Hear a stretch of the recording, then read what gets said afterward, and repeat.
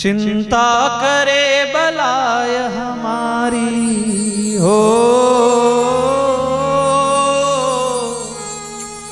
चिंता करे बलाय हमारी इस माया जंजाल की। बलिहारी बलिहारी बोलो गिरधारी नंदलाल, बलिहारी बलिहारी बोलो गिरधारी नंदलाल की। चिंता करे बलाय हमारी हो, चिंता करे बलाय हमारी इस माया जंजाल की। बलिहारी बलिहारी बोलो गिरधारी नंदलाल की। बलिहारी बलिहारी बोलो गिरधारी नंदलाल।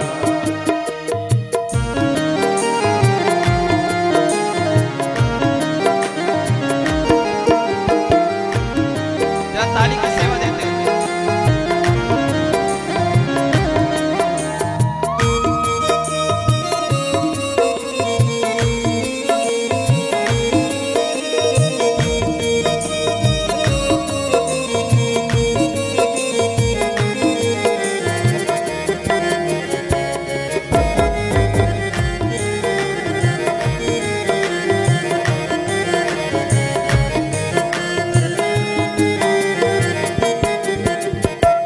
मालिक ने जन्म दिया है अन्न वस्त्र भी वो देगा, अन्न वस्त्र भी वो देगा, अन्न वस्त्र भी वो देगा।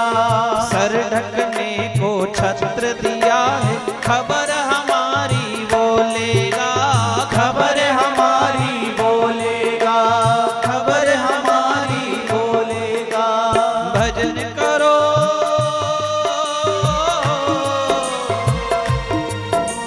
भजन करो निर्भय हो चिंता छोड़ो रोटी दाल की। बलिहारी बलिहारी बोलो गिरधारी नंदलाल की। बलिहारी बलिहारी बोलो गिरधारी नंदलाल की। चिंता करे बलाय हमारी हो, चिंता करे बलाय हमारी इस माया जंजाल की। बलिहारी बलिहारी बोलो गिरधारी नंदलाल की। बलिहारी बलिहारी बोलो गिरधारी नंदलाल की।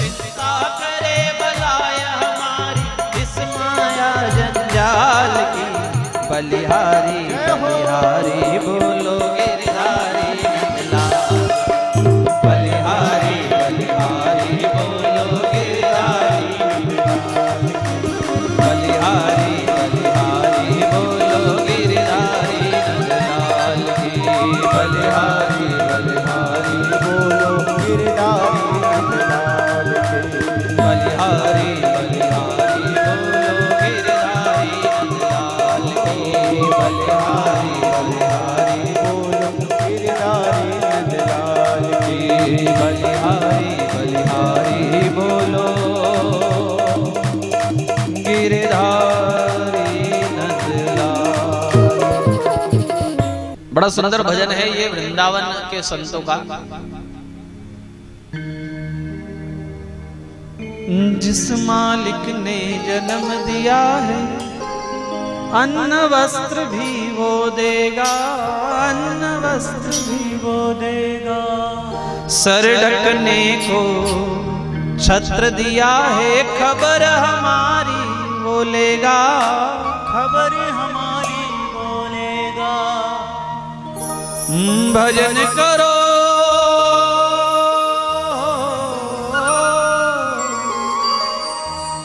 भजन करो निर्भय हो चिंता, छोड़ो रोटी दाल की। बलिहारी बलिहारी बोलो गिरधारी नंदलाल की। बलिहारी बलिहारी बोलो गिरधारी।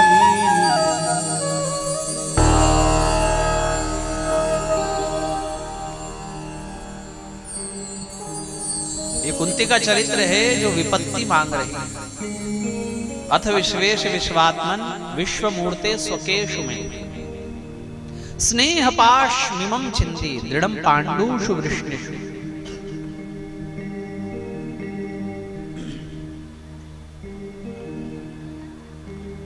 वो कहती है कि मैं नारी हूं ना, दो परिवार की याद है मुझे, मायका और ससुराल। नारी मोह में इतना पड़ी हुई होती है कि वो ना मायका छोड़ सकती है ना ससुराल छोड़ सकती है। मायके में भी सब उसके अपने हैं और ससुराल में भी सब उसके अपने हैं। मरते समय कहते हैं भगवान का ध्यान करो, किंतु जिसको दो दो परिवार की याद बनी हो वो किसे भगवान का ध्यान करे। ऐसी एक जंजीर है आपके पैरों में जिसका एक सिरा ससुराल में जाता है, एक सिरा मायके में जाता है, और वो जंजीर का नाम है पायल। पायल का एक चरण मायके में और एक ससुराल में। भैया आगे बैठ करके बातचीत करो मत, आवाज करो मत, इतना डिस्टर्ब करोगे तो कैसे आनंद आएगा। कोई आ रहा है, कोई जा रहा है, कोई खा रहा है, कोई पी रहा है, क्या बात है। आगे बैठो मौन होकर, है ना, आवाज नहीं निकलनी चाहिए।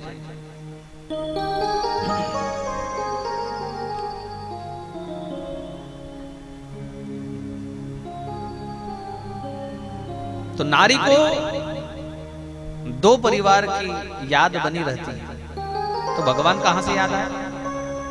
इसलिए वह कहती है अथ विश्वेश विश्वात्मन विश्वमूर्ते स्वकेशु में स्नेह पाश मिमम छिंदी दृढ़म पांडुषु वृष्णिषु।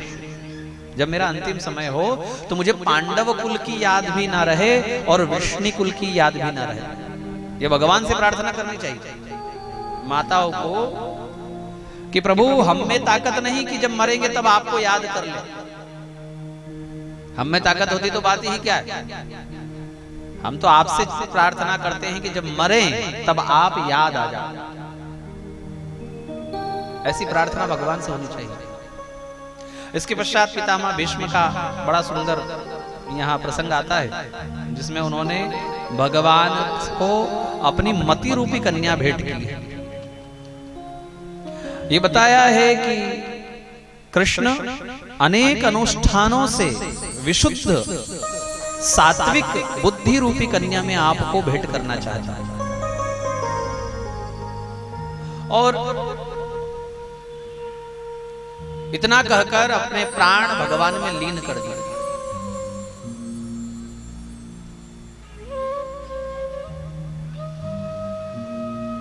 भगवान द्वारिका जाते हैं, उत्तरा के गर्भ से परीक्षित का जन्म होता है। ब्राह्मणों ने नामकरण किया परीक्षित, उत्तरा के बेटे का नाम परीक्षित। सब में परीक्षा करने के कारण, सब में परीक्षा क्या करता था ये परीक्षा करता था कि वो 4 हाथ वाला जिसको मैंने मां के गर्भ में देखा था, जो मुझे बचाने आया था, वो कौन है। इसलिए नाम क्या होगा इनका? परीक्षित। एक नाम है इनका विष्णुरात, विष्णु के कारण रक्षा हुई, इसलिए नाम हुआ विष्णुरात।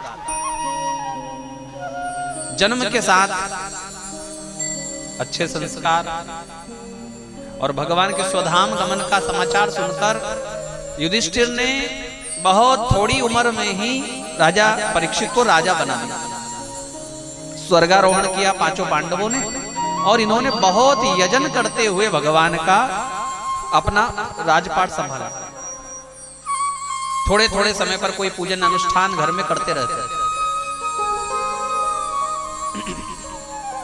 एक बार शिकार खेलने को गए तो वहां गाय और बैल को देखा, और ये देखा कि उसके पास एक काला व्यक्ति खड़ा है जिसके हाथ में एक चाबुक, और वो बराबर दोनों गाय बैलों को मार रहा है। ये देखा कि उस बैल को मात्र एक ही पैर बचा है, और आश्चर्य ये है कि वो एक ही पैर पर खड़ा है। उसके 3 पैर उस काले पुरुष ने काट दिए।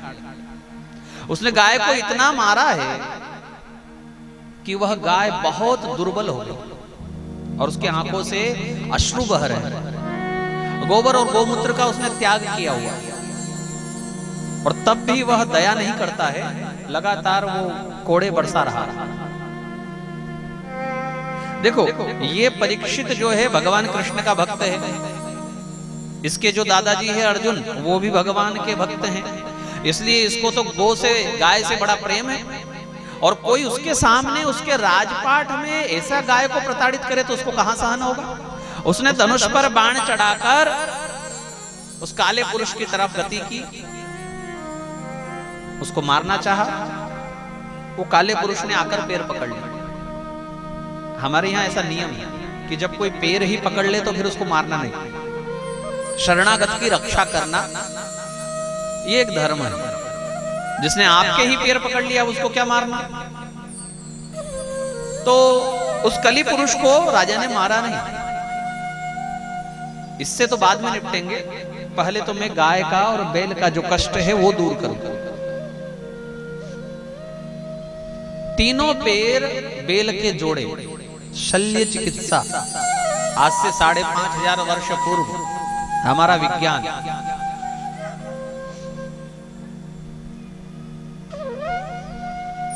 भारतीय विज्ञान इतना उन्नत विज्ञान है कि जो कार्य आज भी ठीक से नहीं हो रहा है वो 5500 वर्ष पूर्व हो गया। बैल के कटे हुए तीनों पैर उस राजा परीक्षित ने जोड़ दिए, और फिर उसको पूछा, आप कौन है और आपको कष्ट देने वाला ये काला पुरुष कौन है, और यदि आप कहें तो मैं इस काले पुरुष को मार दूंगा। बैल कहता है कि संसार में कष्ट जो होता है वो अपने कर्मों से होता है। कोई व्यक्ति भाग्य को दोष देता है, कोई व्यक्ति जिससे मिलता है दुख उसको दोष देता है, किंतु मेरी नजर में दुख का एकमात्र स्रोत है और वो है हमारे अपने कर्म। या तो इस जन्म में या पूर्व जन्म में ऐसे कोई कर्म हमसे हुए होंगे जिस कारण से हमको ये कष्ट प्राप्त हो रहा है। राजा परीक्षित ने कहा, इतनी धर्म संगत बात करने वाले आप कोई दूसरे नहीं, आप स्वयं धर्म ही हो। राजा ने पहचान लिया, भाई इतनी ऊंची बात कौन करता है। हमको अगर कोई कष्ट मिले तो हम तो तुरंत उंगली उठाते हैं कि इसके कारण हमको ये दुख हुआ, उठाते हैं कि नहीं। किंतु सामने उस काले पुरुष ने पैर काटे 3-3, और वो बैल क्या कहता है कि कष्ट जो मिला है मुझे मेरे कर्मों से मिला है। तो निश्चय कर लिया राजा परीक्षित ने कि पक्का आप ही धर्म हैं, और यदि आप धर्म हैं तो आपके पास खड़ी हुई ये गाय कोई और नहीं है, ये पृथ्वी है। राजा सत्संगी है, ब्राह्मणों के साथ रहने वाला है, इसलिए वो जान गया कि बैल और गाय किस रूप में है, कौन है, मेरे सामने कैसे आया। तब उसने उस क्रोध किया उस काले पुरुष पर, और वो काले पुरुष ने कहा कि देखो राजा, जैसे सतयुग आया और गया, जैसे त्रेता आया और गया, जैसे द्वापर, वैसे मैं कलयुग हूं, मेरा भी समय है। और मैं धर्म और पृथ्वी को इसलिए प्रताड़ित कर रहा हूं कि जब तक इनको नहीं सताऊंगा मैं आऊंगा कैसे। दूसरा, यदि आप स्थान ना दोगे तो मेरा आना होगा कैसे। इसलिए राजन मुझे रहने के स्थान दो। राजा ने 4 स्थान दिए उसे। यहां राजा को सारग्राही कहा है, भंवरे के समान। बगिया इतनी सुंदर होती है, और बगिया में भी सुंदर होता है एक पौधा, और उस पौधे में भी एक सुंदर होता है पुष्प, और उस पुष्प में भी लेने लायक जो होता है वो है उसका पराग, और वो भंवरा उस पराग को लेकर आता है। सारग्राही है ना, राजा परीक्षित सारग्राही है। तो क्या उन्होंने सार ग्रहण किया कि कलयुग में अनेक अनेक दोष है, अवगुणों की खान है कलयुग, किंतु फिर भी इसमें एक ऐसा गुण है कि इसको रहने का स्थान देना चाहिए। और वो गुण क्या है? वो गुण है भगवान नाम संकीर्तन। इस कलयुग में जो काम यज्ञ से नहीं होता है, बड़ी बड़ी पूजन पाठ से नहीं होता है, व्रत जप तप नियम संयम और बड़े बड़े अनुष्ठान से जो काम इस कलयुग में नहीं हो पाता है, वो काम भगवान का नाम कर जाता है। ये महिमा है कलयुग की। और ये एकमात्र ऐसा गुण है कलयुग में कि राजा परीक्षित ने उस कलयुग को स्थान दिया, और वो स्थान क्या दिया ये सुनने लायक है। 4 कमरे वाला घर दिया उसको। एक एक कमरे का मैं नाम आपको बता रहा हूं। द्यूतपानम स्त्रियः सूना। द्यूत यानी जहां जुआ खेला जाता हो, कलयुग तू वहां रहेगा। जहां शराब पी जाती हो वहां तू रहेगा। जहां वेश्यालय हो वहां तू रहेगा। जहां हिंसा की जाती हो, है ना, पशुओं को अकारण मारा जाता है, ये 4 स्थान भी। कलयुग ने सोचा ये तो समस्या हो गई, ऐसे तो मैं पूरी पृथ्वी पर जम ही नहीं पाऊंगा। क्या कारण है? कारण ये है कि आज भी कई घर ऐसे हैं जहां ना जुआ खेला जाता है, ना शराब पी जाती है, ना ही वेश्यालय वहां है, ना ही कोई मांसाहारी है, तो पशुओं की हिंसा भी नहीं होती। ऐसे घर हैं, अभी भी ऐसे घर हैं। और यदि ऐसे घर रहेंगे तो कलयुग वहां जमेगा कैसे? ये कलयुग के रहने के खास 4 स्थान हैं, ध्यान रखना भैया। जुआ जहां खेला जाता हो, अच्छा ये सब एक दूसरे के भाई बंद है। ये जुआ, नशा, है ना, हिंसा, वेश्यालय, ये सब एक दूसरे के भाई बंद है।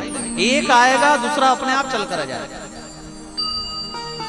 किसी ने आपको थोड़ी सी पिला दी, बस पीकर तो देख कैसी लगती है, देख तो सही, उसने पिला दी और आपको आदत हो गई, तो फिर जुए में बैठना बहुत आराम से, सामान्य बात है, बैठना आराम से हो जाएगा। अरे मत खेलना, बैठ तो सही। और फिर कुछ अभक्ष्य खाने में भी आ जाएगा, जैसी मित्र मंडली वैसी, जैसी संगत वैसी रंगत।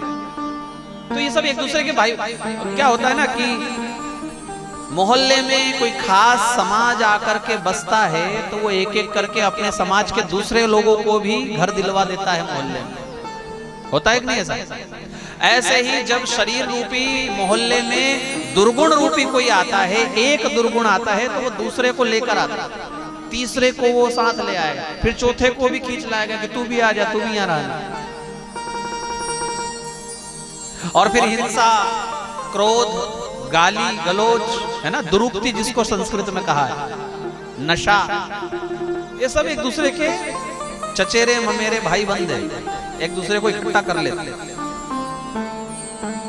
शराब पीने वाले को स्पर्श करने से मुर्दे को हाथ लगाने के बराबर अपवित्रता बताई गई। शराबी व्यक्ति को कोई छू जाए तो समझ लो कि उसने अभी अभी शमशान घाट से आया है। और लोग ना जाने एक समय की भूख को मिटाने के लिए एक पशु का वध कर देते हैं, एक समय की भूख मिटाने के लिए।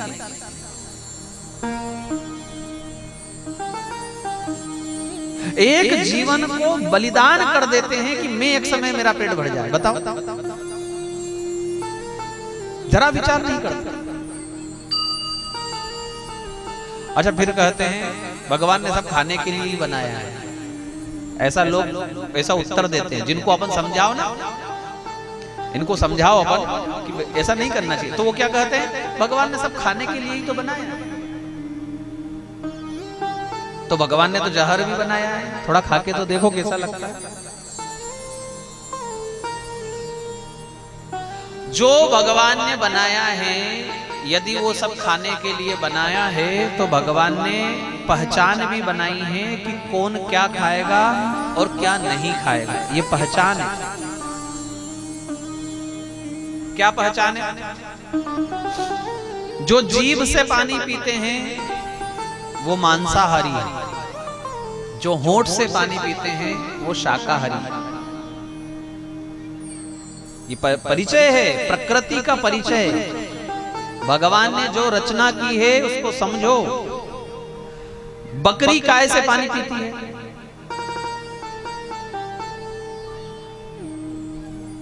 बताओ। जीभ से। जीभ निकालती है बकरी और फिर पानी पीती है होंठ से। तो वो मांसाहारी है क्या? कभी उसको मांस खाते देखा? गाय काय से पानी पीती है? उसको कभी मांस खाते देखा? भैंस काय से पानी पीती है? और कुत्ता कैसे पानी पीता है? तो वो मांसाहारी है। बिल्ली जीभ से पानी पीती है, वो मांसाहारी है। शेर जिह्वा से पानी पीता है, वो मांसाहारी है। अब अपने आप से पूछो, हम काय से पानी पीते हैं? और यदि आप होंठ से पानी पीते हो तो किसने अधिकार दिया कि हम एक समय की भूख मिटाने के लिए एक पशु की हत्या कर दें? इसका आपको जवाब देना पड़ेगा। यदि कोई ऐसा है, कोई ऐसा मांसाहारी है, तो उसको इन सब का हिसाब किताब देना पड़ेगा। भगवान ने आदमी को जब बनाया ना, तो उसको विवेक दिया, बुद्धि दी। बाकी किसी को बुद्धि नहीं दी, उसको विवेक दिया। सारी दुनिया उसको संभलाई और संभला कर कहा कि अब मैं तुझे विवेक दे रहा हूं, अब अच्छा करना है या बुरा करना है वो तेरे हाथ में।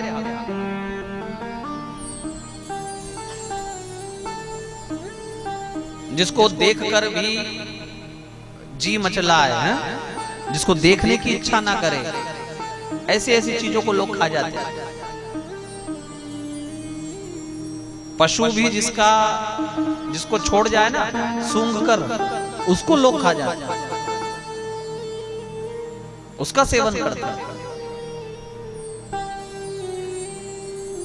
सारा कूड़ा करकट अंदर है ना, मांस इसके अंदर, मदिरा इसके अंदर, बीड़ी सिगरेट इसके अंदर, तंबाकू इसके अंदर, गुटखा इसके अंदर, पाउच। अच्छा, ये मंदिर है हमारे कोने पे, आप लोग जाते होंगे, शिव जी का मंदिर है। कोई व्यक्ति ये मंदिर में अंदर बैठकर ये सब करे तो करने दोगे आप? कोई अंदर बैठ जाए और वहीं सिगरेट पिए, है ना, वहीं वो उसकी ये मांस की दुकान लगा ले और वहीं वो मदिरा पान करे, तो करने दोगे क्या? चार माताएं भी अगर होगी तो क्या कहेगी, भैया शर्म बाहर जा। मंदिर किसने बनाया? आदमी ने। काहे का बनाया? पत्थर का, मिट्टी का, सीमेंट का, सरिये का। उसमें भगवान कौन से बिठाए? पत्थर के। आदमी के द्वारा बनाया हुआ मंदिर और पत्थर के भगवान की इतनी कीमत कर रहे हैं कि वहां कोई गलत काम नहीं होना चाहिए। और भगवान के द्वारा बनाया गया यह जीता जागता मंदिर, जिसके अंदर स्वयं भगवान बैठे हैं सजीव रूप में, उसी के अंदर कूड़ा करकट मांस मदिरा तंबाकू सब इसी के अंदर। पत्थर के मंदिर की इतनी इज्जत, पत्थर की मूर्ति की इतनी इज्जत, किंतु स्वयं साक्षात भगवान जिसके अंदर बैठे हैं उसकी कोई इज्जत नहीं। कहा ना जैसा खाओगे अन्न वैसा होगा मन। अब आपके ऊपर है क्या खाना है क्या नहीं खाना है, कैसा खाना है। खान पान क्या हो उससे परिवार का पता चलता है, परिवार के संस्कार का पता चलता है, माता पिता इसके कैसे होंगे उसका पता चलता है खान पान से। जहां जो दिखा बस जिह्वा में पानी आ गया, उठाया भर लिया मुंह में। जैसे कुत्ता ना हो सुअर, चाहे जहां वो सूंघता फिरता है मुंह मारता फिरता है, ऐसे ही आजकल आदमी हो गए। चाहे जो दिख जाए उठाकर खा ले। बोलने में थोड़ा अटपटा लग रहा है, किंतु ये कथा कलयुग की है। 4 घर दिए उसको, जुआ जहां खेला जाता हो, मदिरा पान जहां की जाती हो, हिंसा जहां की जाती हो और वेश्यालय जहां। कलयुग ने सोचा कि ऐसे तो मुझे घर घर में आधिपत्य जमाने में बहुत समय लग जाएगा, कुछ ऐसा मांगू जिससे मैं घर घर में चला जाऊं। क्या मांगा उसने? बोले एक और घर बना दो, मेरा एक कमरा और बना दो। तो राजा को दया आ गई, राजा ने कहा ठीक है, रजो वैरम च पंचम उत्तरेण दत्तानी रजो वैरम च पंचम। उत्तरा के बेटे ने 5वां घर दिया। क्या? पाप से कमाए हुए धन में भी तू रहेगा। अब जिस घर में जुआ ना हो, मदिरा ना हो, वेश्यालय ना हो और मांस भी ना सेवन किया जाता हो, अगर वहां पैसा पाप का आ रहा है, किस अनाचार का आ रहा है, यदि किसी दूसरे का पैसा इस घर में आ रहा है, तो वहां कलयुग आकर के जम जाएगा। और फिर चाहे वो घर कितना ही संस्कारी क्यों ना हो, क्योंकि पाप का पैसा उसके घर में आया, अब कलयुग आ गया, तो कलयुग ने धीरे से उसके बच्चों को बिगाड़ दिया। अब वो कितना ही संस्कारी था, किंतु पैसे के चलते उसके बच्चे बिगड़ गए। उसने तो कभी शराब नहीं पी, किंतु उसके बच्चे पीने लगे, क्योंकि हमने पैसे की कमाई पर ध्यान नहीं दिया।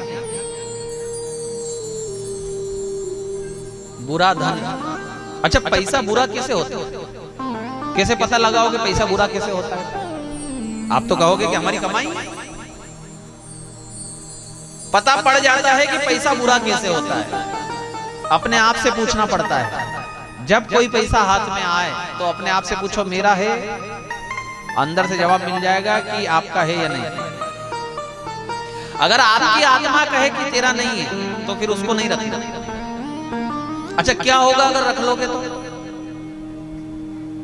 रोड पर आपको 500 का नोट मिला, उसका मालिक नहीं दिख रहा है कहीं भी, तो लोग क्या समझते? मेरा है।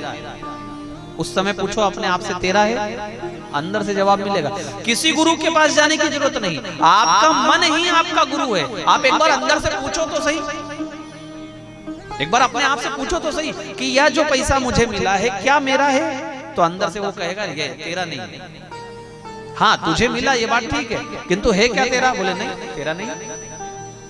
तो जो मन कह दे कि ये तेरा नहीं है, उसको अपनाना नहीं चाहिए। अगर वो पैसा घर में आ गया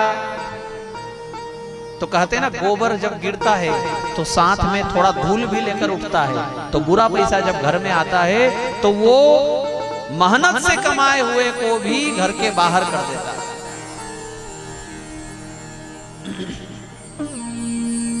ऐसा पैसा कहां जाता है?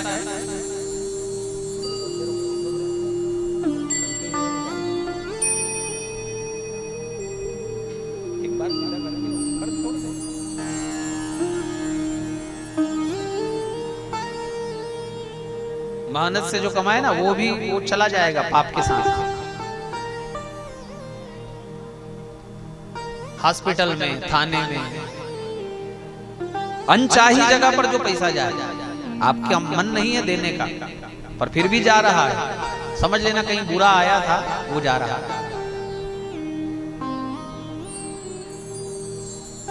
तो ये 4 स्थान है, और 5वां स्थान है पाप से कमाया हुआ धन, अनर्गल, अपना न होने पर भी अधिकार जताना। अब धन कितने प्रकार का है? धन है सोना, धन है वस्तु, धन है भूमि। किसी दूसरे की थोड़ी सी है 10 इंच और उस पे अपन ने अपनी दीवार खड़ी कर दी, 7 पीढ़ियों का नाश हो जाएगा, 7 पीढ़ियों। अभी तो हम अपना मन मीठा कर लेंगे, कथा में हम आए, देखो कथा में आए और किसी का सोने का कुछ गिर गया और हमने धीरे से उसको उठा लिया, अपनी जेब में रख लिया। उस समय तो मन मीठा हो जाएगा, खुश हो जाएंगे। किंतु कल यदि आप कथा में आओगे और किसी ने आपके कंधे पर हाथ रखा पीछे से, तो अंदर से डर लगेगा, पकड़ा तो नहीं गया, किसी ने देख तो नहीं लिया। और यदि हम किसी दूसरे की वस्तु पर नजर ही ना डालें, किसी दूसरे का देखे तक नहीं, पड़ा हुआ भी ना उठाए, तो हम डरेंगे क्या? हमको कोई डराने वाला है? फिर हमको कोई नहीं डरा सकता। सत्य को कौन डरा सकता है? सच्चे व्यक्ति को कोई नहीं डरा सकता। हाँ, जहां फरेब है, जहां झूठ है, जहां चोरी है, वहां डर अपने आप लगेगा। राजा ने उसको स्थान दे दिया कि पाप से कमाए हुए धन में तू रहना भाई। अब राजा ने क्या सोचा, मेरे पास तो कोई पाप का धन है नहीं, किंतु वो भूल गया। एक मुकुट उसने पहना हुआ था, वो मुकुट था जरासंध का। भीम ने मारा था उसको और उसका सारा पैसा यज्ञ में लगा दिया, केवल ये मुकुट बच रखा था, वो लगा नहीं पाया कहीं काम में, तो उसको संदूक में बंद कर दिया। और आज राजा वही पहनकर आया। कलयुग ने देख लिया कि ये मुकुट राजा का नहीं है, ये मुकुट जो है वो जरासंध का है, मतलब पाप से कमाया हुआ धन है, दूसरे का ये अपना मानकर बैठा हुआ है। तो उस मुकुट में ही कलयुग उतर गए और मुकुट के माध्यम से बुद्धि में उतर गया। और जो राजा कभी हिंसा नहीं करता था, उसको शिकार खेलने का मन में आया, शिकार खेलने को गया, ब्राह्मण का अपमान किया और ब्राह्मण के पुत्र ने श्राप दिया कि आज से 7वें दिन तक्षक नाग के डसने से तेरी मृत्यु होगी। कौशिक्यापस्पृश्य वाक्वज्रं विससर्ज इति लंघित मर्यादं तक्षकः सप्तमे हनि। आज से 7वें दिन तक्षक नाग के काटने से तू मरेगा। जीवन भर अच्छा निकला और एक पाप किया, क्या? ब्राह्मण का अपमान। परिणाम क्या निकला? 7 दिन में मरेगा, तक्षक डसेगा। सब छोड़कर गंगा जी के तट पर आकर बैठा, सुखदेव जी से भेंट भई और उनके चरणों में 2 प्रश्न रखे। मानव जीवन का परम धर्म क्या है? जिसकी मृत्यु निकट हो उसे क्या करना चाहिए? मुजफ्फरपुर उत्तर प्रदेश, वहां गंगा जी और वहां का तट आज भी मानो जंगल है, निर्जन स्थान। वहां जाकर राजा बैठा उत्तर मुख। और जब सुखदेव जी आए तो उनको 2 प्रश्न किए। मानव जीवन का परम धर्म क्या है और जिसकी मृत्यु निकट हो उसे क्या करना चाहिए? वर्यानेशते प्रश्नः कृतो लोकहितो नृपः आत्मविसम्मतः पुंसा श्रोतव्यादिषु यः परः। बहुत सुंदर प्रश्न किए राजा ने। जगत का कल्याण करने वाले संत होते ही जगत का कल्याण करने वाले, जो जगत का कल्याण करे वही तो संत है, जिन्होंने भगवान के चरणों को ही अपना आधार बनाया। मेरे तो आधार देखो हमारे बीच में संजय भैया आए हैं, सभी अपनी जगह पर बैठे हैं और स्थान उनको दे दें थोड़ा सा।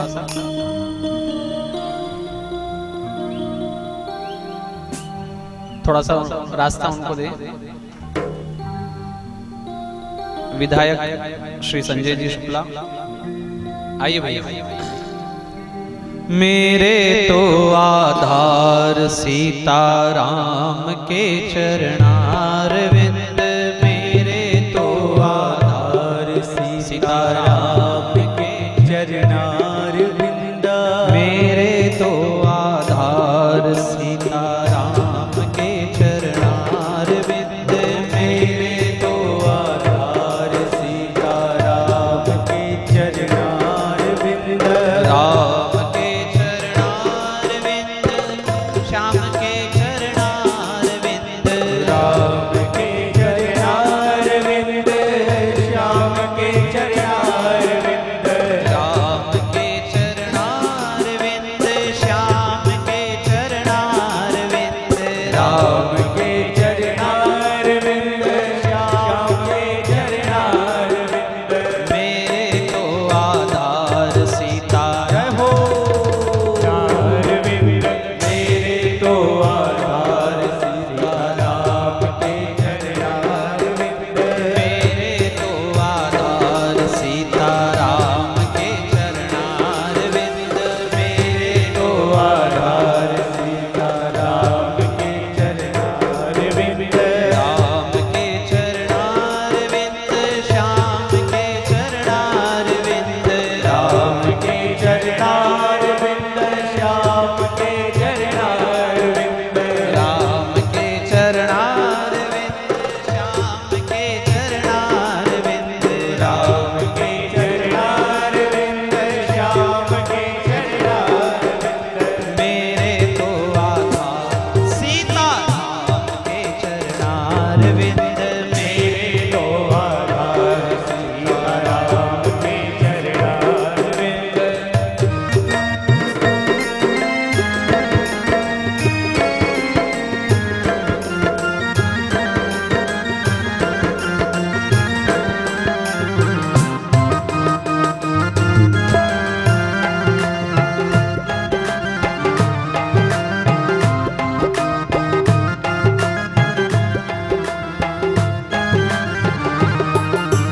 श्याम के चरणारविंद, श्यामा के चरणारविंद, श्याम के चरणारविंद, श्यामा के चरणारविंद, श्याम के चरणारविंद, श्यामा के चरणारविंद, श्याम के चरणारविंद, श्यामा के चरणारविंद।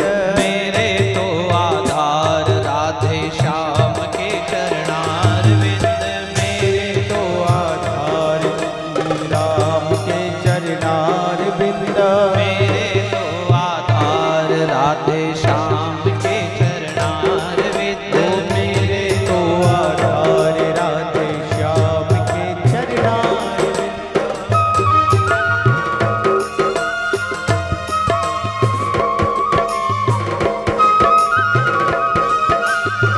जोरदार ताली।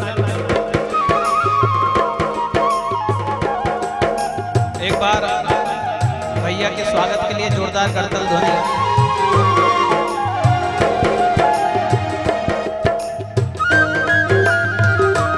हरि बोल।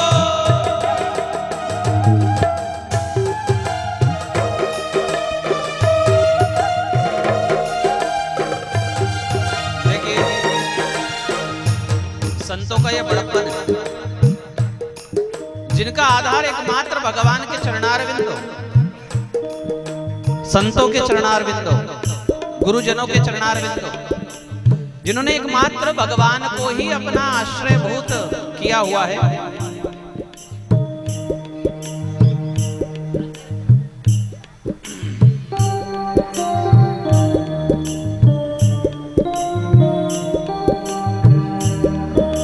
अच्छा, उसी में से ये परिवार है, शुक्ला परिवार, जिन्होंने भगवान और संत ब्राह्मणों में अपना जीवन बिताया, और अब एक सेवा भगवान ने उनको दी है जनता जनार्दन की। हाँ, वो भी बड़े सुंदर रूप से उसका निर्वाह हो रहा। इससे पहले हम माली समाज की कथा में जूनी इंदौर मिले थे 2 वर्ष पूर्व धर्मशाला में।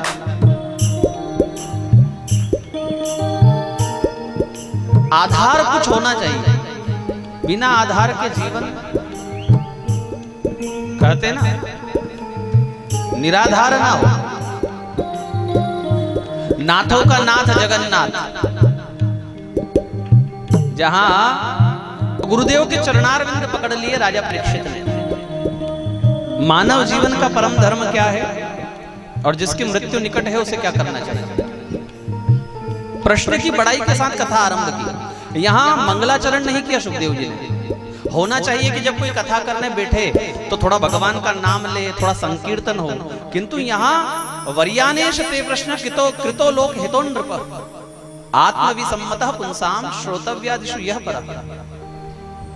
अच्छा, केवल भागवत ही नहीं, राम कथा में भी जाओगे, वहां पार्वती जी ने प्रश्न किया राम कौन है, और शिव जी ने कथा सुनाना आरंभ नहीं कर दिया। शिव जी ने भगवान का ध्यान नहीं किया, शिव जी ने वहां भी प्रश्न की बड़ाई की। प्रश्न जब लोक कल्याण के लिए हो तो उसकी बड़ाई होती है। और क्या कहते हैं भगवान भोलेनाथ, धन्य धन्य गिरिराज कुमारी, धन्य धन्य गिरिराज कुमारी, धन्य धन्य गिरिराज कुमारी, धन्य धन्य गिरिराज कुमारी। तुम समान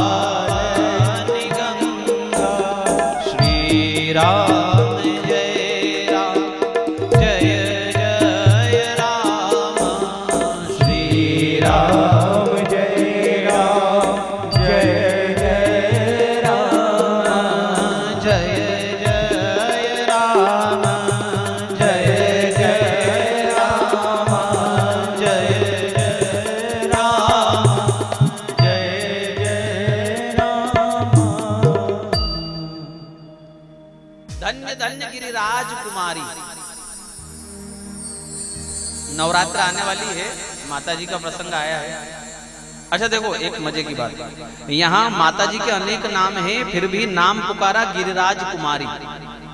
सहस्त्र नामावली माता जी की है, असंख्य नाम माता के हैं। 1000 मंत्र से तो आहुति डलती है उनके नाम से, है ना, सहस्त्र नामावली। इसके बाद भी यहाँ नाम क्या पुकारा शिव जी ने, गिरिराज कुमारी। पार्वती नहीं कहा, दुर्गा नहीं कहा, गिरिराज कुमारी। किसकी बेटी है उसके नाम से पुकारा। कहां? ससुराल में। तो हम कथा में कभी कभी कहते हैं कि ससुराल में बहू की थोड़ी बड़ाई होनी चाहिए, हाँ, थोड़ा उसके पिता की बड़ाई होनी चाहिए। समस्या यह है कि सास ससुर बूढ़े हो गए, उनको खानी है गरम रोटी, किंतु बहू की बड़ाई नहीं करेंगे। और अगर बहू की बड़ाई हो गई तो उसके मायके की तो कदापि बड़ाई नहीं करेंगे, उसको तो हमेशा कोसा ही जाएगा। ये दिया तेरे पिता ने, ये देने की चीज है, ऐसा कपड़ा ये लाइए अपने घर से, ये सीख कर आइए अपने घर से, ये सिखाया तेरे पिता ने।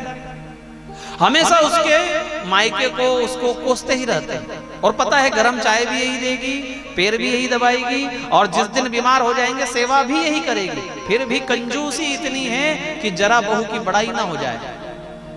कथा कह रही है कि ससुराल में बैठी है पार्वती जी, यहाँ इनके सास ससुर तो है नहीं, क्योंकि शिव जी के माता पिता कौन, तो यहाँ जो सास है, ससुर है, पति है, जेठ है, देवर है, वो एक शिव जी ही हैं। और वो क्या कह रहे हैं, धन्य धन्य गिरिराज कुमारी, तू धन्य है और तेरे पिता धन्य है। 2 बार धन्य धन्य है, तो 2 लोगों के लिए, एक तो तेरे लिए और एक तेरे पिता के लिए ना। अगर वो संस्कार ऐसे देते तो तू इस घर में आकर राम का प्रश्न ही क्यों करती। कितनी पत्नियां हैं जो राम का प्रश्न पूछती है घर में आकर। हाँ, राम कथा हो इतनी चाहने वाली कितनी नारियां हैं। काम कथा तो होती है विवाह के पश्चात, राम कथा पार्वती जी ने प्रश्न किया, राम कौन है मैं आपसे पूछना चाहता हूं। एक राम अवधेश कुमारा, तिनकर चरित विदित संसार, और एक राम वो है जाहे जपत त्रिपुरारी, सदा सदा जिनका नाम त्रिपुरारी जपते। शिव जी ने कहा सकल लोक जग पावनी गंगा, सबका उद्धार करने वाली ये गंगा है, कथा गंगा है, और उसकी बड़ाई होनी चाहिए। सुखदेव जी ने भी प्रश्नों की बड़ाई करते हुए संक्षिप्त में सृष्टि वर्णन सुनाया। ये कथा का एक ऐसा विषय है जो भागवत में 3 बार आता है, किंतु अपठित होने के कारण कोई सुनाता ही नहीं, क्योंकि पढ़ता ही नहीं कोई। सृष्टि वर्णन, हम कहां से आए, आज भी विज्ञान इसमें लगा हुआ है, हम कहां से आए। अच्छा बताओ, पहले बीज आया या वृक्ष आया? अगर वृक्ष नहीं तो बीज कैसे, और अगर बीज नहीं तो वृक्ष कैसे? एक कहावत है ना, पहले मुर्गी आई कि पहले अंडा। बताओ इसका उत्तर। बिना विचार करके बोलना मत, सोच लेना पहले थोड़ा सा। इसका कोई उत्तर कर पाएगा? एक ऐसा प्रश्न है जो आज भी जटिल, वैज्ञानिकों के लिए जटिल है। ये जीवन पनपा कहां से, ये जगत बना कैसे? और उसका उत्तर भागवत में, और एक बार नहीं 3 बार है। साइंटिफिक ढंग से संपूर्ण विज्ञान मानो इस भागवत में भरा पड़ा हो। भागवत को पढ़ने के बाद आप कभी डिस्कवरी चैनल देखो तो आपको लगेगा कि ये तो सारा भागवत में लिखा हुआ। एको हम बहुत श्यामः, भगवान की इच्छा से प्रकृति और पुरुष 2 हुए। वैसे तो ये विषय सबको समझाने का है नहीं, किंतु फिर भी अगर कोई समझना चाहे, जिज्ञासु हो, तो हम संक्षिप्त लेते हैं इसको। प्रकृति और पुरुष भगवान से हुए। प्रकृति में क्षोभ हुआ, उससे 3 गुण उत्पन्न हुए, सत्व रज और तम। इनसे महत्त्व की उत्पत्ति हुई, और महत्त्व से 3 अहंकार हुए, सात्विक, राजसिक और तामसिक। तामसिक अहंकार से 5 महाभूत, आकाश, आकाश से बात ना बनी, संसार ना हुआ, तो आकाश से वायु, बात ना बनी तो वायु से तेज, तेज से जल, जल से पृथ्वी। तेज से जल है हमारे यहाँ, तेज यानी अग्नि, अग्नि से जल है। अभी ये जो ऋतु आई है बसंत, इसके बाद ग्रीष्म, ये तेज है ना, तपाएगा तभी तो जल है। पृथ्वी, जल, जल के बाद पृथ्वी, 5 महाभूत हुए। तामसिक अहंकार से बात नहीं बन पाई, बहुत समय तक ऐसा पड़ा रहा, घटनाक्रम आगे ना बढ़ पाया, तो इनकी तन्मात्राएं, इसी तामसिक अहंकार से इनकी तन्मात्राएं हुई। क्या है इनकी तन्मात्रा? आकाश का शब्द, वायु का स्पर्श, अग्नि का रूप, जल का रस और पृथ्वी का गंध। 5 महाभूत और 5 इनकी तन्मात्राएं, 10 हो गए, बात नहीं बनी। तो राजसिक अहंकार से इन गुणों को ग्रहण करने वाली इंद्रियां हुई, कान, नाक, आंख, जिह्वा, त्वचा, 5 ज्ञानेंद्रिय। 5 ज्ञानेंद्रिय होने से कर्म कैसे हो, इसलिए 5 कर्मेंद्रियां भी राजसिक अहंकार से हुई, और इनके देवता हुए सात्विक अहंकार से। जैसे एक उदाहरण देता हूं, पैरों के देव है नारायण। आपके पैरों के देव कौन है? नारायण। सारी इंद्रियों के देव है। अभी समय की थोड़ी कमी है इसलिए आपको पूरा नहीं बताएंगे, किंतु एक इंद्रिय से समझो आपके जो पैर हैं उनके देव है नारायण, इसलिए हम सबके क्या छूते हैं। कोई हमको भी कहता है कि पंडित जी पांव लगा, अच्छा वो छुए या ना छुए बस बोल देता है पांव लगा, उतना ही बहुत है, ठीक है। वो कम से कम ये तो नहीं कहता पंडित जी आंख लगा। पैर लागा है, बड़े लोगों के कहा पैर ही। क्यों पैर छुआ जाता है? क्योंकि उसके देव है नारायण, और नारायण की प्यास जीव को जन्मजात है। बिछुड़ा है नारायण से, तो नारायण से मिलने को आतुर है। एक पत्थर उठाओ धरती से और पूर्ण बल के साथ ऊपर फेंको, कहां आकर मिलेगा? जहां से बिछुड़ा है वहीं मिलना प्रकृति का नियम है। समुद्र से उठा हुआ जल वाष्प, फिर बादल, फिर बूंद, फिर नदी, फिर नाला और फिर समुद्र। कहां से बिछुड़ा था वो और कहां जाकर मिला? ऐसे ही हम बिछुड़े कहां से हैं? कृष्ण से बिछुड़े हैं, नारायण से बिछुड़े हैं। चाहे हम विलग विलग नाम से उसे पुकारें, किंतु लोगों के पैरों में भी हम उसको ढूंढते हैं। हाथ के देव है इंद्र।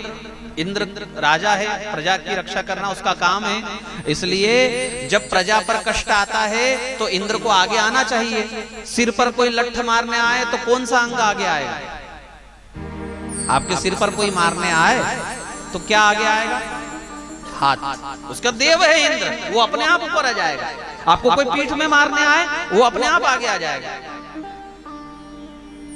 इसलिए पूर्ण साइंटिफिक एक एक देव भी जो है ना, जिह्वा के देव वरुण, आंखों के देव सूर्य, कानों के देव दिशाएं, त्वचा के देव वायु, ऐसी बड़ी सुंदर सृष्टि हुई, इनके देव हुए। और इन सब देवताओं ने अपने अपने रूप और अपने अपने गुणों को लेकर जब एक महान विराट पुरुष में प्रवेश किया, तब उसकी नाभि से कमल, कमल पर ब्रह्मा, ब्रह्मा ने बहुत तप करके वैकुंठ के दर्शन किए और भगवान नारायण को पाया। भगवान ने कहा मैंने आपको बनाया केवल संकल्प मात्र से, अब मैं आपको रॉ मटेरियल दे रहा हूं, है ना, कच्चा माल, आकाश, वायु, तेज, जल, पृथ्वी आदि। अब आपको ये सृष्टि आगे बढ़ानी है। ब्रह्मा जी ने कहा ठीक है। मरीचि आदि बहुत ऋषि हुए, सनकादि ऋषि हुए, किंतु इन्होंने सृष्टि को आगे बढ़ाने में स्वीकार तो किया, पिताजी की आज्ञा का उल्लंघन नहीं किया, हाँ तो भरी, किंतु करेंगे कब? बोले जब हमारी इच्छा होगी, अभी तो हम भजन करेंगे। और एक संतान पहली ऐसी भी हुई, सनत सनंदन सनातन सनत कुमार। इनको ब्रह्मा जी ने कहा कि आप सृष्टि आगे बढ़ाओ, तो उन्होंने तो मना ही कर दिया, मुंह पर ही पिताजी को मना कर दिया कि हम आपका काम नहीं करेंगे।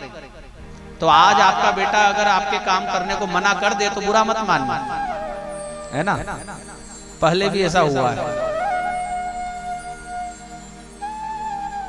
शिव जी हुए, 11 रुद्राणियां उनको दी। मनु और शत्रुपा हुआ।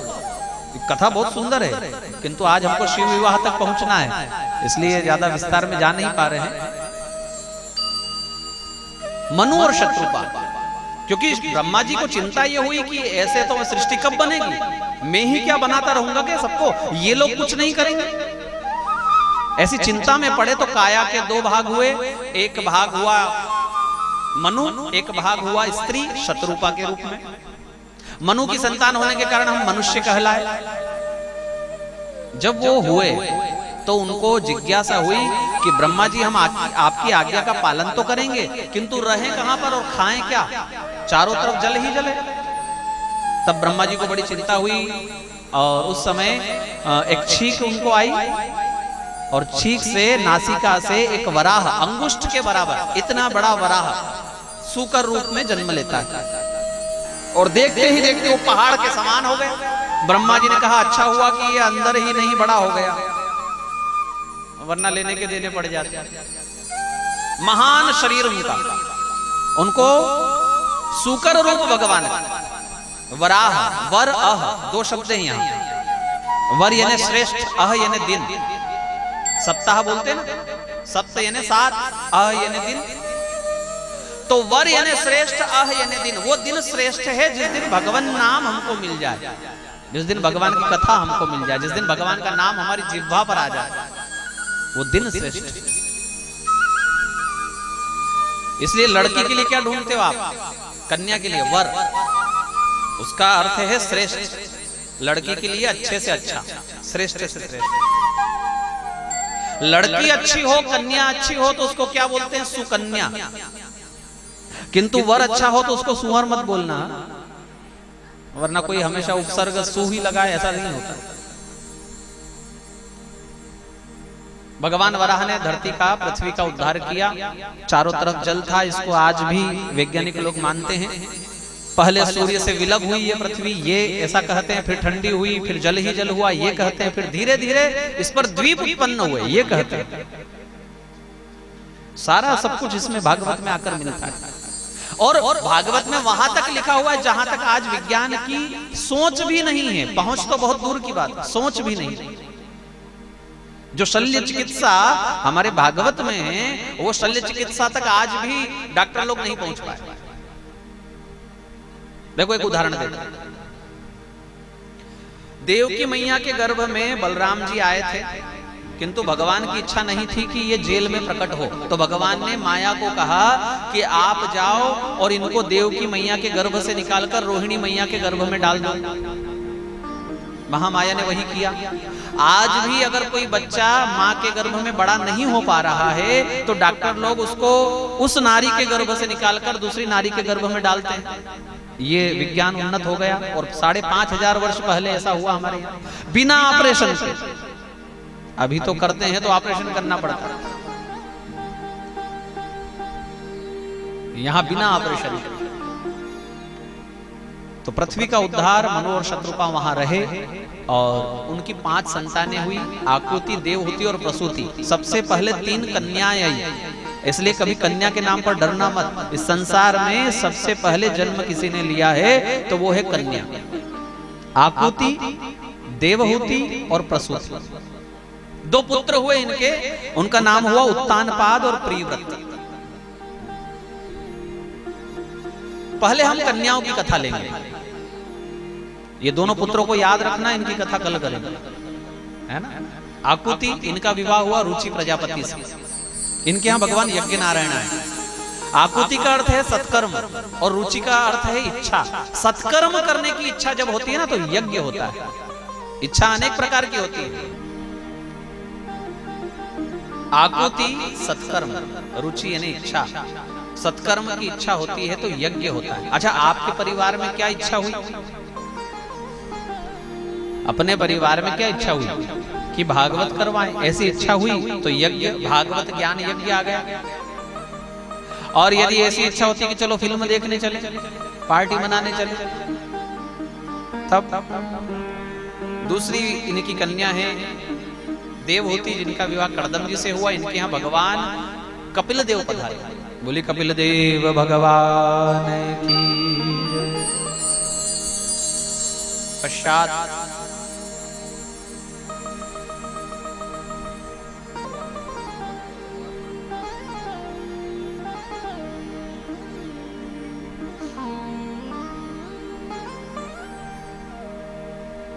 प्रसूति नाम की कन्या, इनका विवाह हुआ दक्ष प्रजापति से।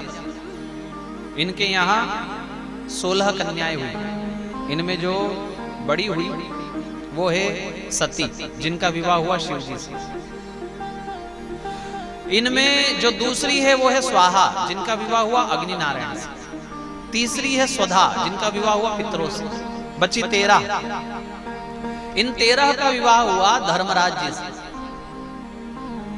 धर्मराज जी की 13 पत्नियां, राजा दक्ष की बेटियां।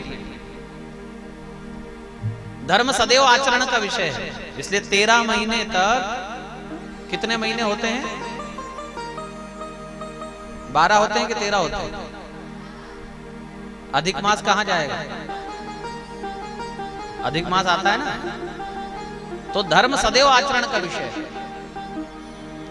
तीसरे वर्ष में जो अधिक मास आता है, देखो इनमें जो सती हुई, जिनका विवाह शिव जी से हुआ, एक बार सती के पिताजी दक्ष को ब्रह्मा जी ने सभापति बना दिया देवताओं का, और उन्होंने एक मीटिंग बुलाई और उस मीटिंग में छोटे छोटे देवताओं को भी बुलाया, सब आए। बाद में सभापति आए, सब लोग उठकर खड़े हो गए, हाथ जोड़ लिया। कोई अध्यक्ष आए, नेता आए, तो जैसे अभी कैसे स्वागत हुआ भैया, ऐसे ही दक्ष के लिए सब लोग खड़े हो गए, किंतु शिव जी खड़े नहीं हुए। एक तो दक्ष के दामाद और खड़े नहीं हुए, तो परिणाम क्या निकला? परिणाम निकला कि दक्ष रुष्ट हो गए, गालियां देने लगे। ससुर जी दामाद को गालियां देने लगे। दामाद ने सुना भी और सुनते रहे, मुस्कुराते रहे, कुछ कहा नहीं। किसी ने कहा गालियां दे रहे हैं आपको, बोले सुन रहा हूं। तो हंसते क्यों हो? बोले इसलिए हंस रहा हूं कि मैं ससुराल में बैठा हूं, ससुराल में तो गालियां ही मिलेगी, और क्या मिलेगा, है ना। मीठी गालियां देते हैं कि नहीं आपके यहाँ? दामाद मीठी गालियां दी जाती है, अभी भी दी जाती है। नंदी को सहन नहीं हुआ तो नंदी ने राजा दक्ष को श्राप दिया कि बहुत में कर रहे हो राजन, अति शीघ्र तुम्हारा मुंड जो है वो बकरे का हो जाएगा।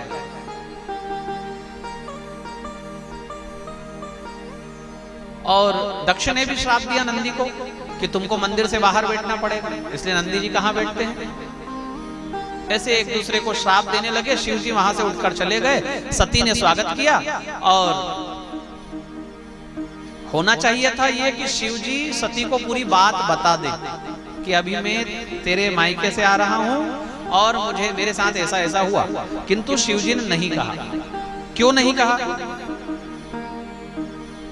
इसलिए नहीं कहा कि यदि वो उसके पिता की बुराई करते तो वो कब तक सुनती, दो बात तो वो भी कहती, फिर घर में झगड़ा होता और घर में अशांति होती। घर में शांति रखना अपने हाथ में, इसलिए कौन सी बात को कहना है और कौन सी को पी जाना है ये आपको आना चाहिए। ऐसा दामाद जो वो गालियां लेकर आ रहा है अपने ससुराल से, किंतु पत्नी को नहीं कह रहा है, ऐसा दामाद होगा कोई? कई लोग दामाद होते हैं, किंतु दामाद ससुर जी बेचारा तिलक लगाना भूल जाए बस विदाई के समय, उसको कपड़ा करना भूल जाए, इतने में तो वो 5-5 साल तक बेटी को कहता है, उसकी पत्नी को कहता है, याद है वो दिन तेरे बाप ने मुझे तिलक भी नहीं किया था। बेचारा भूल जाए ना तो भी उसको 5-5 साल तक याद दिलाएगा। और एक दामाद है शिव जी, गालियां दी, वह भी उन्होंने अपनी पत्नी को नहीं कहा कि तेरे पिताजी ने मुझे गालियां दी।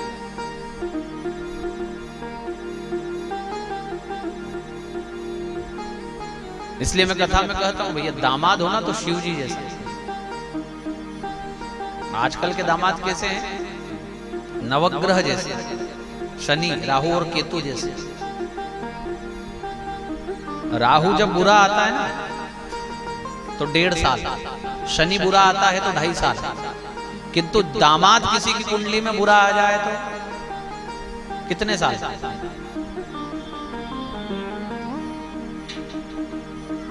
इसलिए हमारे यहाँ ऐसा नियम बनाया कि घर में कार्यक्रम चाहे जो हो, विवाह चाहे जिसका हो, पर घर का दामाद अगर आएगा तो उसको एक तिलक तो दरवाजे पर करो।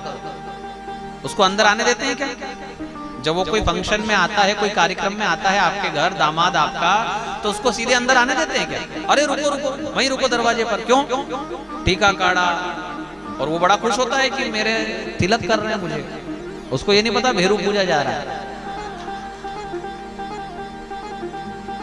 दरवाजे पर उसका पूजन क्यों करते हैं? फूफा जी का, जीजा जी का दरवाजे पर पूजन क्यों करते हैं? क्योंकि ये पांव रखे अंदर तो खुश होकर रखे, तो घर में शांति बनी रहे। क्योंकि किसी की शादी अगर बिगड़ती है तो बिगाड़ने वाले या तो जीजा जी होते हैं या फूफा जी होते हैं, दूसरा कोई नहीं। और एक बार नहीं, उसको कितनी बार तिलक लगाया जाता है। भट्टी खोदे तो तिलक, दरवाजा रोके तो तिलक, घोड़ी चढ़ाए तो तिलक, है ना। और क्या क्या रस्म होती है? बिदाई का तिलक अलग, अनेक उसके वो मंडप करते। बोले जीजा जी को बुलाओ, तब उसको तिलक लगा, फिर उसको दक्षिणा दे, पैसा उसको दे, इतनी बार उसको क्यों तिलक लगाया जाता है? इसलिए लगाया जाता है कि भेरू पूजा जा रहा है, चोला चढ़ाया जा रहा है उसको, और उसको लगता है कि मेरे से सब प्रसन्न है। तो शिव जी ने सती को ये नहीं कहा कि मैं कहां से आ रहा हूं, और तेरे पिता ने मेरे साथ में क्या किया है। मौन हो गए। वहां से कथा सुनने को शिव जी जाते हैं, सती साथ में जाती है, राम भद्र के दर्शन होते हैं और शिव जी के मुख से निकल जाता है, जय सच्चिदानंद जग पावन, अस कहीं चलो मनोज नशा।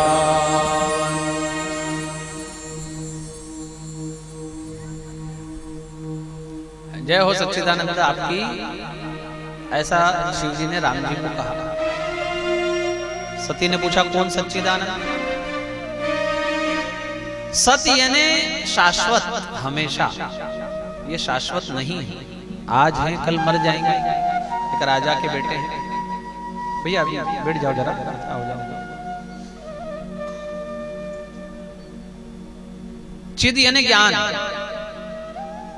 अगर ज्ञान होता तो क्या पेड़ों से बात करते हैं? आनंद, रो रहे हैं तो आनंद कहां से? शंका हुई सती को राम ने, और पूछा शिवजी को, नाथ ये क्या विडंबना है? आपने किसको सच्चिदानंद कह दिया? बोले जासु कथा कुंभज ऋषि गाई, भगति जासु में मुन ही सुनाई, सोई मम इष्ट देव रघुवीरा, सेवत जाहि सदा मुनि धीरा, मुनि धीर संतत। ये वही मेरे इष्ट देव राम हैं जिनकी कथा हम सुना करते हैं। प्रणाम करो सती। प्रणाम नहीं किया। बोले मुझे तो शंका है। बोले शंका है तो परीक्षा ले लो। ठीक है, आप भी मेरे साथ चलो।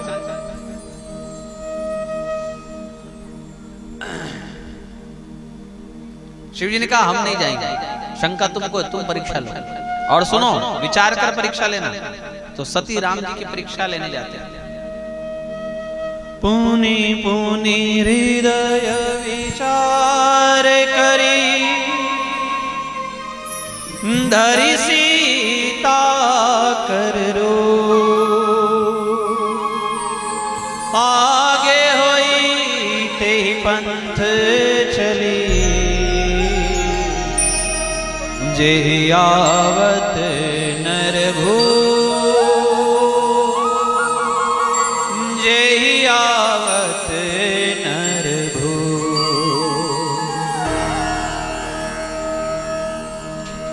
भगवान श्री राम ने प्रणाम किया मां जगदम्बा को, सीता के रूप में देखा, फिर भी प्रणाम किया, क्योंकि राम जी पहचान गए। पत्नी का कपड़ा कोई पहन ले तो अज्ञानी ही होगा कोई जो पत्नी समझ ले उसको। समझदार को तो समझ लेना चाहिए कि ये मेरी पत्नी नहीं। पार्वती जी ने हूबहू सीता का वेश बनाया, किंतु हाथ जोड़ करके राम जी कहते हैं आपको प्रणाम है। जोरी पानी, क्या लिखा है वहां? प्रभु कीन प्रणाम, हाथ जोड़े प्रणाम किया। ऐसा कोई पत्नी को करता है क्या? आजकल करते हैं, आज की बात दूसरी, पहले ऐसा नहीं होता था। आजकल कर लेते हैं पत्नी को प्रणाम, हे देवी तेरे हाथ जोड़ूं। और मैं तो कहूं ना करो तो भी कर लिया करो। सप्ताह में 1-2 बार हो जाए तो उसको भी लगे कि मैं भी घर में कुछ हूं। हाँ, मेरे को भी कोई छोटा मोटा देवधामी आता होगा, तभी तो ये हाथ जोड़।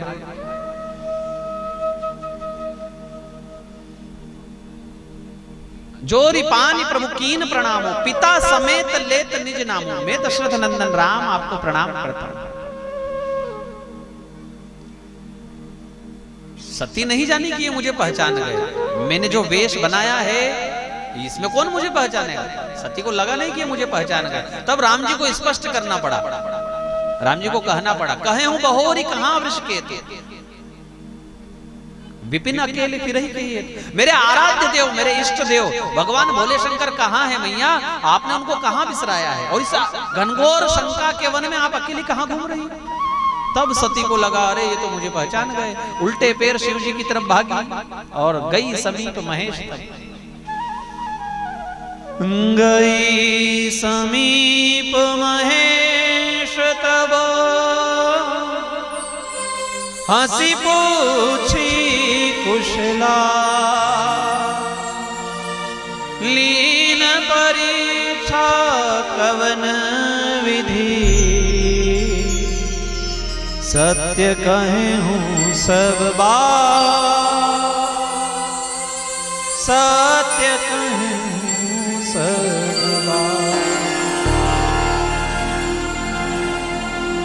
कछु न परीक्षा लीन गोसाई,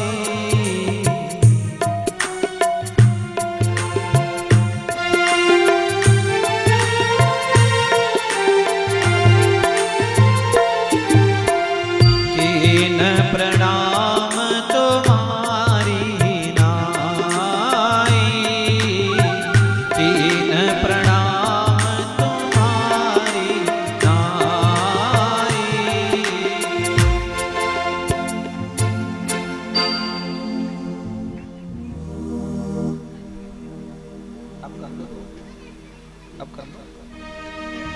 कछु ना परीक्षा लीन गोसाई, तीन प्रणाम तुम्हारी ही नहीं।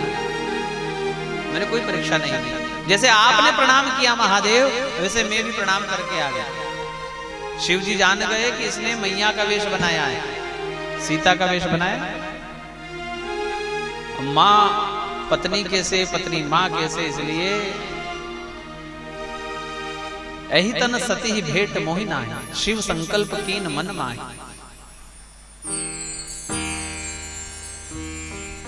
सती का त्याग भगवान शिव करते हैं और राजा दक्ष के यज्ञ में सती की देह जलकर भस्म हो जाती है। वही सती पार्वती के रूप में जन्म लेती है हिमाचल राजा की।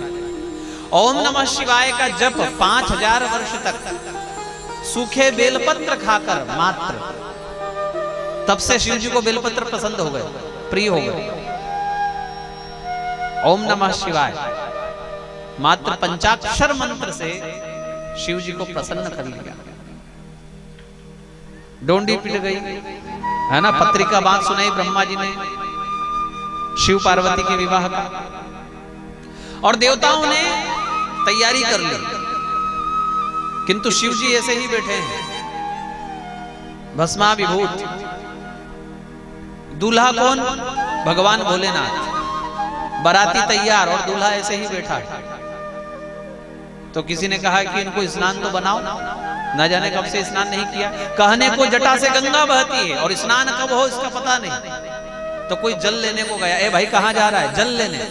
अरे यहीं से 10 हार्स पावर की मोटर बह रही है, पानी बह रहा है, और तू कहाँ जा रहा है? यही बाल्टी लगा, गंगा जल झेलो। और गंगा जल झेल करके शिव जी के ऊपर हर हर महादेव, हर हर महादेव करते हुए स्नान बनाया। स्नान के ठीक बाद उनको क्या लगता है? पाउडर। कपड़े की जरूरत नहीं है। कर्पूर गौरम, फिर भी क्या लगाते हैं? पाउडर। कौन सा? श्मशान की विभूति, कंपनी का नाम, फ्री में मिलता है, किसी को लाना हो तो ले आना। आपके यहां से ज्यादा दूर भी नहीं है। और माताएं लगाती है केवल मुंह पर शिव जी लगाते हैं पूरे अंगों में। चलने को तैयार, किसी ने कहा कपड़ा तो पहनो, बोले हमको कपड़े की क्या जरूरत, हमारा तो नाम ही दिगंबर है, दिशाएं हैं अंबर जिसका, हमको कपड़े का क्या आवश्यकता है। तो कहा कि अभी तो विवाह में जा रहे हो तो कम से कम कमर में तो कुछ लपेटो। अच्छा ठीक है, कमर में लपेटा, मृगशाल गिर गई, फिर लपेटी, फिर गिर गई, अब क्या करें? तो किसी ने कमर में मृगशाल लपेटी और एक सांप निकाला और उसको मृगशाल में लपेट दिया। बोले पकड़ कर रखना, छोड़ना मत। बेल्ट शुरू हो गया तब से। सबसे पहला बेल्ट किसने लगाया? बाद में नंदी के ऊपर बैठे और पूछा मेरे भगवान का है? बोले आपके पीछे। तो उल्टे होकर बैठ गए, जिधर जाना उधर पीठ, और नंदी के ऊपर पीछे मुंह। ऐसा सुंदर दूल्हा, जैसे उसके आचरण देवांगनाओं को लगा कि हमारे ऊपर लोग हंसेंगे, तो भगवान नारायण ने शिव जी का मान बढ़ाने के लिए, थोड़ा परिहास करने के लिए सब देवताओं को सुव्यवस्थित समाज और पंक्ति में चलने को कहा। तो समाज के साथ चलने के नाम पर इंद्र आगे निकल गया, ब्रह्मा जी आगे निकल गए, अग्निदेव आगे निकल गए, नारायण स्वयं आगे निकल गए, पीछे नंदी पर उल्टे बैठे शिव, और दाएं बाएं श्रृंगी और भृंगी। बताओ, दूल्हे के साथ कोई नहीं, पूरी बारात आगे चली। शिव जी ने कहा, क्यों रे, ये साथ क्यों नहीं चलते? भृंगी ने कहा, मालिक आपके साथ चले ऐसा जमाने में कोई पैदा नहीं हुआ, हमारे साथ चले। और हमारे साथ चलेगा कौन? हाँ, हमारे साथ जो चलेगा आप कहो तो बुलाएं। बुलाओ भाई, अच्छा नहीं लग रहा है, बारात अकेली अकेली जा रही है, तो ठीक है। जो मंत्र आकर्षण करके फेंका है, तो बाणगंगा के शमशान घाट से, एयरपोर्ट के शमशान घाट से, पूरी पृथ्वी से, जहां से भूत प्रेत पिशाच डाकिनी शाकिनी कुष्मांड भैरव बाराती बनकर चले। अब उस घराती का क्या होगा जिसके बाराती ऐसे हो? जिस मार्ग से निकले लोगों की भीड़ लग जाए कि इतना सुंदर दूल्हा। अग्निदेव को किसी ने पूछा, आप दूल्हे हो? बोले नहीं, दूल्हा पीछे आ रहा है। ब्रह्मा जी को किसी ने पूछा, आप दूल्हे हो? बोले नहीं, वो पीछे आ रहा है। भगवान नारायण को कहा, पक्का आप ही दूल्हे हो? बोले ना ना, वो पीछे आ रहा है। तो लोगों को लगा कि जिसकी बारात इतनी सुंदर, उसका दूल्हा कितना सुंदर। भीड़ लगी, घर के ऊपर चढ़ गए लोग, पेड़ों पर चढ़ गए। और जब ओरिजिनल बारात आई तो जो पेड़ पर चढ़ा उसकी तो डगना टूट गई, और जो छपरे पर चढ़ा था वो छपरा फाड़ कर घर में कूदा। जान बची तो लाखों पाए हैं। फिर हनुमान जी को जाकर पूजा, चोला चढ़ाया, हे बाबा आज के बाद ऐसी बारात ना दिखा।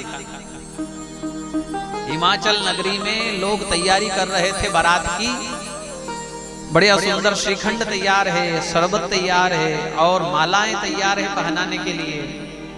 बारातियों का स्वागत तो हो गया, दूल्हा तो अब आएगा। तो बहुत सुंदर सुंदर पकवान उन्होंने बनाए स्वागत के लिए, और मालाएं तैयार की, शरबत बड़ा सुंदर तैयार किया। किंतु जो ही ओरिजिनल बारात आई, स्वागत करने वाले ट्रे वहीं रखी और भागे, जान छोड़कर। और ऐसे भागे बेतहाशा कि वो भूल गए हमारा घर कौन सा है। जिसका सामने दरवाजा दिखा उसी में घुस गए। और शिव जी सब देख रहे हैं नंदी पर बैठे बैठे। भृंगी को कहा, क्यों रे ये ऐसे भागते क्यों सब? बोले मालिक पता नहीं, ऐसे ही रिवाज है यहाँ स्वागत करने का। बोले नहीं, रिवाज ऐसा नहीं, रिवाज दूसरा होता है, पर आपके साथ जहां हम जाते हैं ना, वहां ऐसा रिवाज शुरू हो जाता है। ना जाने क्या पता क्यों ऐसा रिवाज होता है आपके साथ। ऐसे भोले भंडारी को उनको पता ही नहीं कि ये भाग क्यों रहे हैं लोग। शिव जी ने कितनी बात सुंदर कही कि देखो भाग गए तो ठीक है, किंतु सामान तो वहीं रख गए ना, सामान लेकर कोई नहीं गया, सामान वहीं रखा। स्वागत अपना, माला अपने हाथों से पहन लो और अपना स्वागत अपने हाथों से कर लो। शरबत और जो श्रीखंड, तो सबने अपने अपने हाथों से स्वागत कर लिया। अब भाई स्वागत तो हो गया, अब बैठे कहां पर? कोई बिठाने वाला तो हो ना कि यहाँ आ जाओ, यहाँ बैठ जाओ, इस कमरे में बैठो, पंखा चला देते हैं। कोई बताने को तैयार नहीं, पूरा गांव में मानो कर्फ्यू लगा हो। अब एक कोई खिड़की से झांक रहा था कि बारात गई कि यहीं खड़ी है अभी। इतने में शिव जी की निगाह पड़ी, ए देख तो उसको पूछ, वो खिड़की से झांक रहा है। तो कोई भूत उधर बढ़ा, इतने में उसने फट खिड़की बंद कर।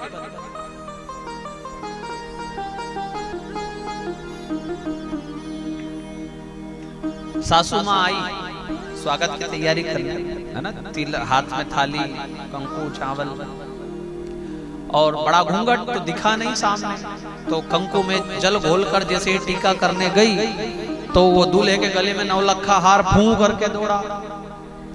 तो सासू जी चारों खाने चीज उठाकर अंदर ले गए, बड़ा विलाप करने लगी।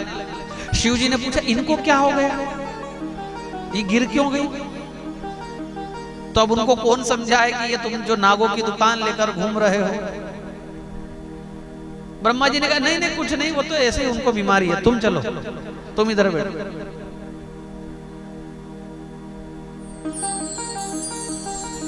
उधर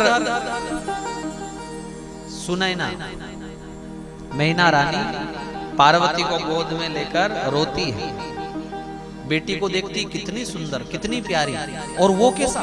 ना ना, मैं अपनी बेटी को लेकर हिमालय से कूद जाऊं, मैं अपनी बेटी को लेकर समुद्र में डूब जाऊं, पर ऐसे को तो नहीं ब्याऊंगी। जो फल कल्प वृक्ष को लगना चाहिए वो फल बबूल को लग रहा है ना।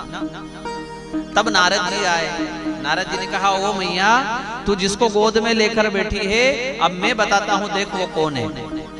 ऐसी दृष्टि दी नारद जी ने कि अचानक से गोद में बैठी छोटी सी सुंदर सी पार्वती क्या दिखने लगी? सिंह पर सवार, अष्टभुजाधारी, हाथों में त्रिशूल और मधु का पान करते हुए, मुस्कुराते हुए ऐसे नजर आने लगी।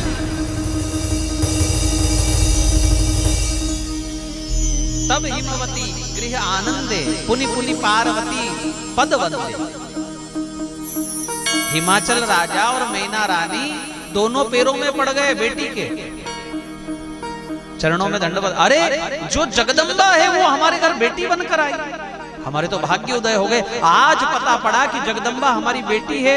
और फिर मैना रानी शिव कहती है हिमाचल को कि देखो जी, अगर ये हमारी बेटी जगदम्बा है तो बाहर जो खड़ा है वो जगत का पिता है। हमारी मति मारी गई कि हमने उसे वहीं छोड़ दिया, उसे अंदर नहीं बुलाया। तब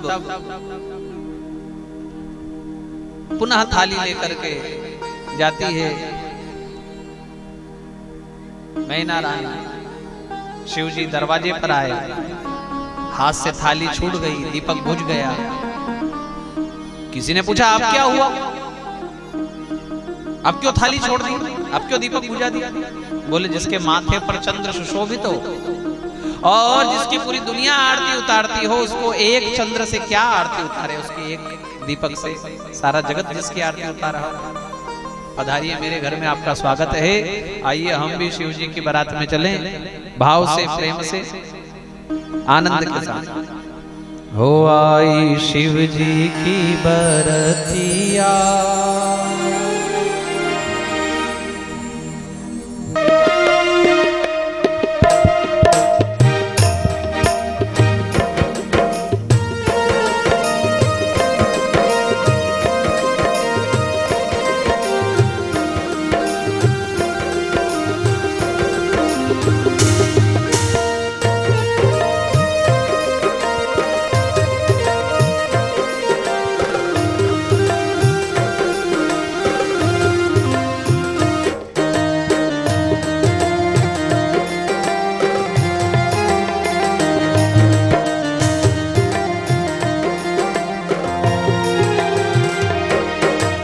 शिव जी की बरतिया हिमाचल नगरी आई। शिव जी की बरतिया हिमाचल नगरी, ओ हिमाचल नगरी, हिमाचल नगरी, ओ हिमाचल नगरी, हिमाचल नगरी, ओ आई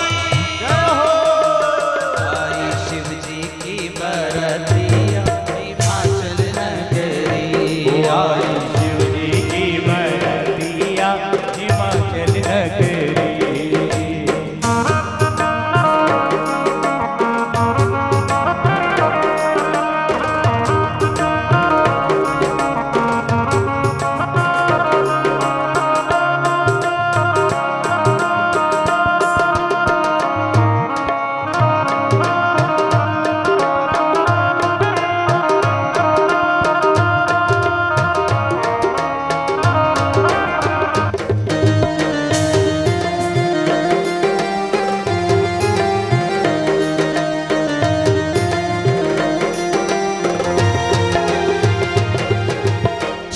छाट सब देखन लागे कौन रंग का दूल्हा, छाट सब देखन लागे कौन रंग का दूल्हा, ओ छठा छाट सब देखन लागे कौन रंग का दूल्हा, ओ छठा छाट सब देखन लागे कौन रंग का दूल्हा।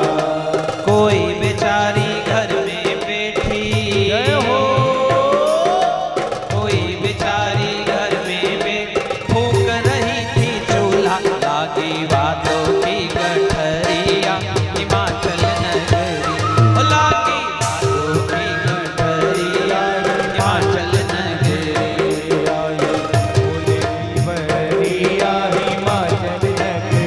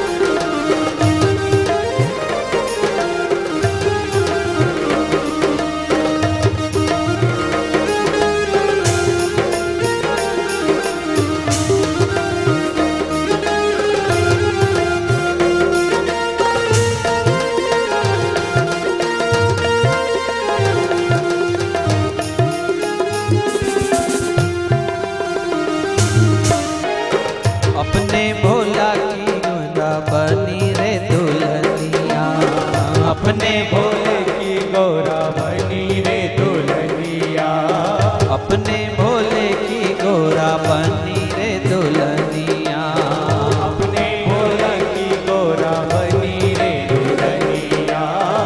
हंसी उड़ाए चाहे सारी दुनिया, गोरा बनी रे दुल्हनिया, अपने भोला की गोरा बनी रे दुल्हनिया, अपने भोले की गोरा बनी रे दुल्हनिया।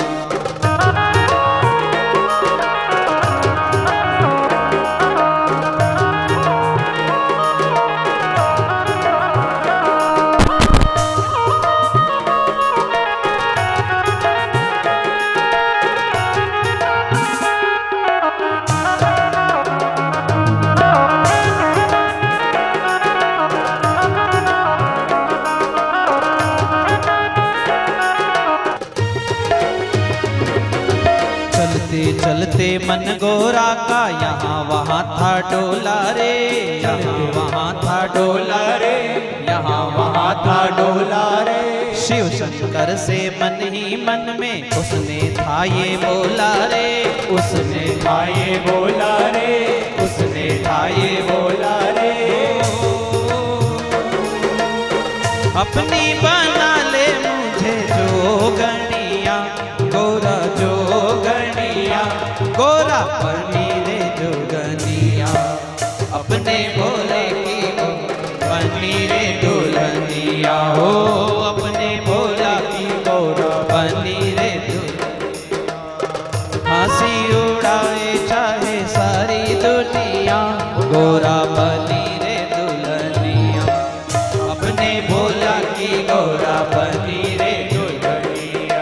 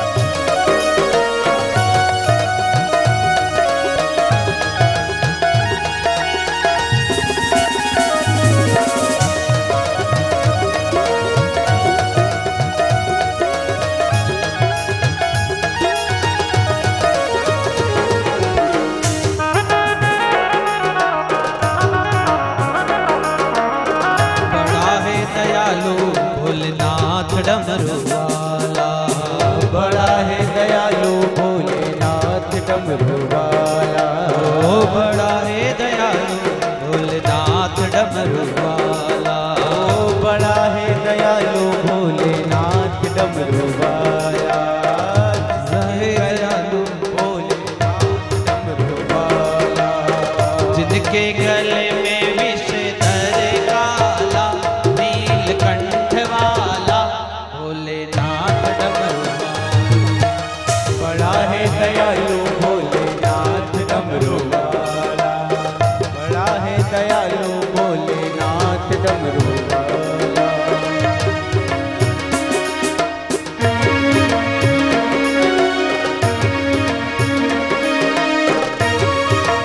जिनका हो गया हटते जाइए सामने से, जिन्होंने पूजन कर लिया वो हटते जाइए, सभी से निवेदन है थोड़ा जल्दी से पूजन कीजिए, और जो पीछे लोग खड़े हैं वो जो पूजन करना चाहते हैं वो आगे आ जाए। ये बच्चों को सीढ़ी पे दो।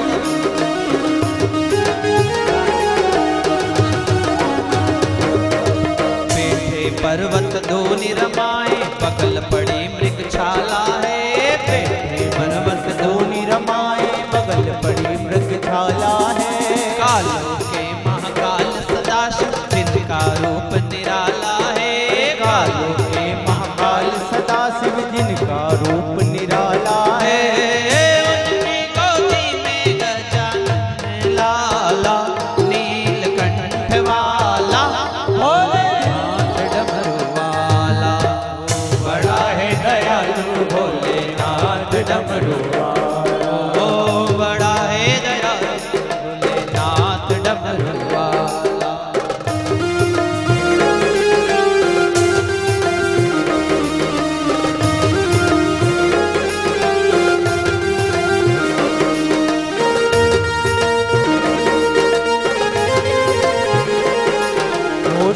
शंकर भोलानाथ है तुम्हारा हमारा, हमारा तुम्हारा। शंकर भोलानाथ है तुम्हारा हमारा, हमारा हमारा। श्यामा तेरी आरती, कन्हैया तेरी आरती, सारा संसार करेगा हाथ जोड़ के। श्यामा तेरी आरती, कन्हैया तेरी आरती, सारा संसार करेगा हाथ जोड़ के। सिर पर मोहना मुकुट विराजे, सिर पर मोहना मुकुट विराजे, गले में ज्योति माला साजे, और सोहे फूलनहार करेंगे हाथ जोड़ के। श्यामा तेरी आरती, कन्हैया तेरी आरती, सारा संसार करेगा हाथ जोड़ के। मैं हूँ दीनन दुखिया भारी, मैं हूँ दीनन दुखिया भारी, आया हूँ प्रभु शरण तिहारी। आए हैं प्रभु शरण तिहारी, रखियो हमारी लाज, करेंगे हाथ जोड़ के। श्यामा तेरी आरती, कन्हैया तेरी आरती, सारा संसार करेगा हाथ जोड़ के। प्रेम सहित जो आरती गावे, प्रेम सहित जो आरती गावे, श्री राधा माधव के पद पावे। श्री राधा माधव के पद पावे, बड़े है सुयश अपार, करेंगे हाथ जोड़ के। श्यामा तेरी आरती, कन्हैया तेरी आरती, सारा संसार करेगा हाथ जोड़ के। कर्पूर गौरम करुणावतारम, संसार सारम भुजगेन्द्रहारम, सदा वसंतम हृदयारविंदे, भवं भवानी सहितं नमामि। मंगलम भगवान विष्णु, मंगलम गरुड़ध्वजः, मंगलम पुंडरीकाक्ष, मंगलायस्तनो हरि। सर्वमंगल मांगल्ये शिवे सर्वार्थ साधिके, शरण्ये त्र्यंबके गौरी नारायणी नमोस्तुते। अच्युतं केशवं राम नारायणं कृष्ण दामोदरं वासुदेवं भजे। श्रीधरं माधवं गोपिका वल्लभं जानकी नायकं रामचन्द्रं भजे। हरे कृष्ण कृष्ण कृष्ण हरे हरे, हरे राम राम राम हरे हरे, हरे कृष्ण